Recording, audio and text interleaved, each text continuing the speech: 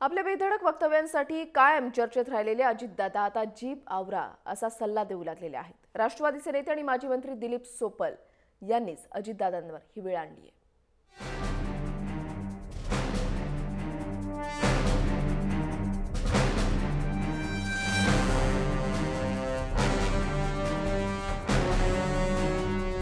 उपोषणाला बसलाय कोण? देशमुख का कोणतरी बसलाय ना?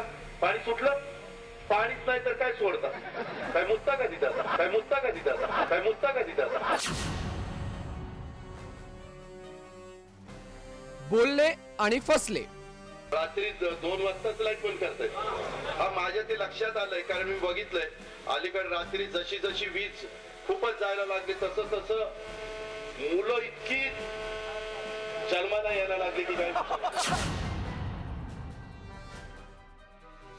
बोलले ते अंगाशी आलं।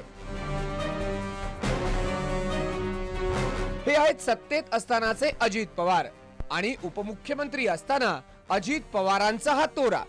उद्याच्याला कोणी काही जरी गडबड केली तर सुप्रियाला मी बाहेरच्या कडनं मतात बरोबर, पण जर कुठल्या गावांनी सबडप केली तर तिथलं पाणी सगळं बंद करेल। बरोबर आहे, मी तुम्हाला आत्ताच सांगतो। आता शहाणपण सुचलं आणि हे आहेत सत्ता गेल्यानंतरचे अजितदादा। बदललेले बहुधा दादांना कळून चुकलंय, लोकांशी मतदारांशी बोलताना जरा संयम ठेवावा लागतो।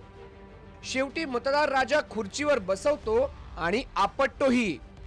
काल परवापर्यंत बोलताना दादांची जीभ घसरायची, पण आता दादा चांगलेच सावध झालेत आणि नेत्यांनाही जीभ आवरा असा सल्ला देतायत।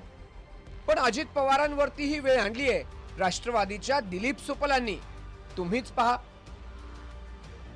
मी पालकमंत्री होतो। पालकमंत्री असताना कलेक्टर आमचं म्हणलं, सोपल साहेब ती नुसतं अतिवृष्टीला बसत नाही नियमात, मग काय बसतं? गारपीट करून टाका सगळीकडे। गारपीट नसलेली गारपीट केली आहे मी। गारपीट म्हणजे गारपीट किती एकरावर पडत असते? सगळे शेतकरी आहे तिथं। एखाद्या गावात गारपीट झाली म्हणजे 5-25 एकरावर गारपीट होती। असे गारा पडलेल्या का अख्खं शिवार गारपीट असते? गारपिटीचे प्रत्येक तालुक्यातल्या प्रत्येक शेतकऱ्याला मिळून गारपीट दिली। दुष्काळ 50 पैशाच्या आत आमचं रब्बी आहे। 1.5 उतारा पडला ज्वारीचा तरी 50च्या आत दाखवला।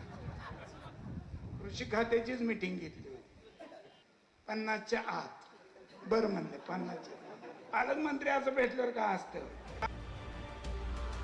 आमदार दिलीप सोपल यांनी तर त्यांनीच मतदारांची कशी फसवणूक केली याचा मोठ्या कौतुकाने पाढा वाचला आणि पुन्हा राष्ट्रवादीची प्रतिमा मलिन झाली। म्हणतात ना, सोनारानेच कान टोचलेले बरे। आता दादांनीच कान टोचल्यामुळे राष्ट्रवादीचे कार्यकर्ते लोकांशी बोलताना संयम ठेवतील अशी अपेक्षा करायला काही हरकत नाही। ब्युरो रिपोर्ट, जय महाराष्ट्र।